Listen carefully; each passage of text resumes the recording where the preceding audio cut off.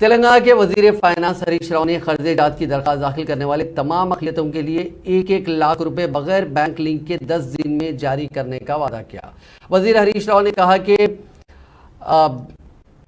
Normal जो रकम BCs को दी जा रही है वो ये 1 लाख की स्कीम अक़लियतों के लिए भी इस पर अमल किया जाएगा। चीफ मिनिस्टर चंद्रशेखर राव ने हिदायत इस सिलसिले में जारी कर दी है और कहा कि जल्द ही स्कीम पर अमल आवरी होगी।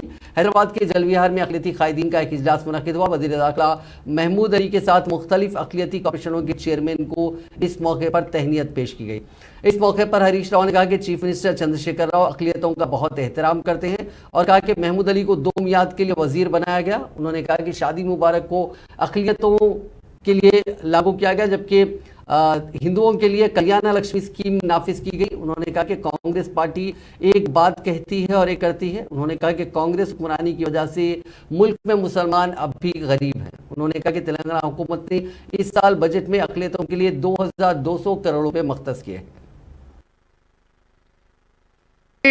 मुसलमानों में जो गरीब है उनके लिए भी सीएम साहब ने स्कीम खुले हैं। बगैर बैंक कंसेंट, बगैर खुद की पैसे नहीं लगाते हुए पूरी सरकार के तरफ से 1 लाख रुपया स्कीम होना बोल के महमूद साहब ने सीएम साहब से पूछे थे। जब वही था मैं भी सीएम साहब ने मेरे तरफ देख के, बिकॉज मैं फाइनेंस मिनिस्टर हूं, मेरे तरफ देख के हुक्म दे दिया कि 2 दिन में मुझे फाइल होना चाहिए।